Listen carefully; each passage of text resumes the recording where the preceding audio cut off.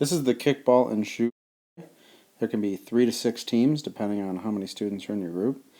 They're all going to kick the ball at the same time. They're going to have to run down around the cone on the opposite side and get back before the other team, the fielding team, shoots all their balls into those barrels. When the ball is in your hands, you're not allowed to move your feet. So if you're shooting from a far distance, you might want to pass it to somebody that's closer and let them shoot it in. So it takes a little bit of teamwork and communication. And you also are not allowed in the blue area around the trash cans if you're going to be shooting in. On field day, there might be a cone set up around the outside of the barrels, making a big circle. And the shooters must stay outside of that. They can get a ball that's inside of it, but then they must step back out in order to shoot. Now, when the 3 through 4 field day plays this game, on the kicking team, the people that are waiting in the lines that aren't actually kicking the balls, they become blockers. They can come out and stand on the black lined circle that goes around the outside of the blue area. So they can stand on that and put their hands in the air and just kind of block the ball.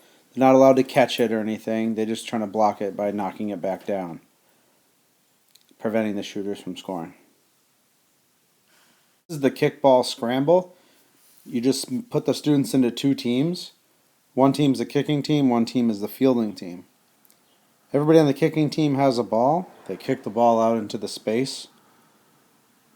And then the fielding team gets one of those kickballs. The kicking team needs to run over and get one of the tennis balls off those domed cones that are on the floor. Once they have a tennis ball in their hands, they're going to run and they're going to try to tag somebody that is holding on to a kickball. If they do tag them, then they can get their kickball, and they run back with their kickball and their tennis ball.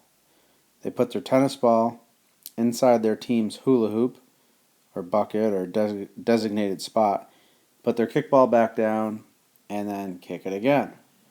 The game continues for a designated amount of time. So if we're doing 10-minute stations, you could do, say, 4 minutes and then switch after 4 minutes. So each team will get 1 turn.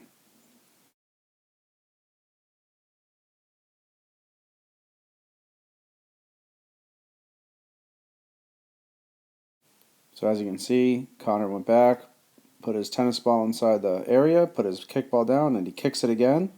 So you're looking at the student that's running up the middle in the blue area. He's got the black on. He just picked up a tennis ball. Now he's going to chase after a student, which he just tagged. So he's going to get that kickball, and he's got his tennis ball, and he's running back, and he's going to be doing the same thing over again. Some things to keep in mind in this game.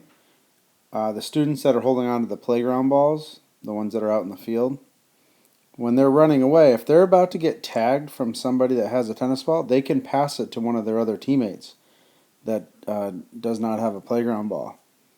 So they can sort of keep it away that way. And if a playground ball is loose, like it's just on the ground or it's rolling by itself, somebody with a tennis ball can run over and just pick it up. That's fine too. Here are some parachute games. So you just spread the students around the parachute.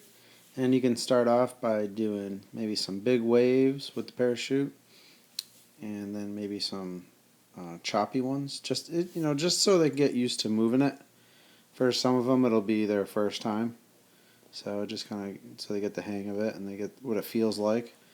And here's like the little chops where they're just making little waves, and you could do big waves as well. We might be able to add some equipment to the top, like throw some yarn balls out there, and they have to pop some popcorn. And they kind of have to work together to keep the balls on the chute.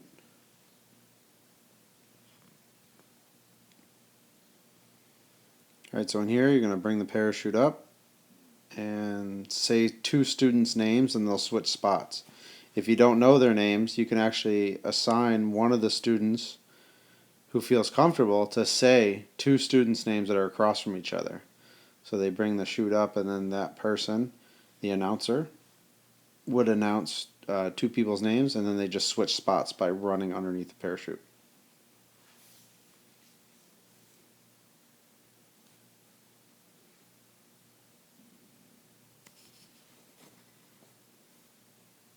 Okay, this is the cat and mouse game. The cat's on the top. The mouse is underneath, trying to avoid the cat by just traveling around underneath. And if the cat touches the mouse, basically it's like a tag game, then the game is over for that round. Mouse comes out, cat comes off, and then you choose other students. You can have more than one cat and more than one mouse as well. So if you have 30 students at your station, it's probably a good idea to have maybe 2 to 3 cats, and same thing for mice. You want to stress safety here, make sure they're not jumping on students. Also making sure that the people on the outside are waving the parachutes continuously without stopping. So that's what it should look like underneath. And I think in this round the mouse made it out just to the left here. This is something you can do towards the end, where you bring the parachute up as high as you can, and then you quickly lay down on your belly and you get your head underneath the chute. And everybody can see each other underneath there. You can do the same thing where you lie on your back and you kind of tuck the parachute up to your chest, kind of like you're tucking yourself in under the sheets. And I would say at the very end, you bring the parachute up and then you tuck it in behind you. There's a name for this, I forget what it is. It's a good one to finish the activity on. And then they'll be ready for the next station. It's a good cool down activity. This is the Hula Hut Relay. First, the students will have to work together to build a hula hut. They'll need 6 hula hoops, 1 laid flat, and then you take 2 and just lean them up against each other at the top. And then you take 1 more, put it on one side, another one on the other side, leaning up and over, and then the final one goes on top. Once the hula hut is assembled, the students will crawl through it one by one, and the game continues until the last team is done.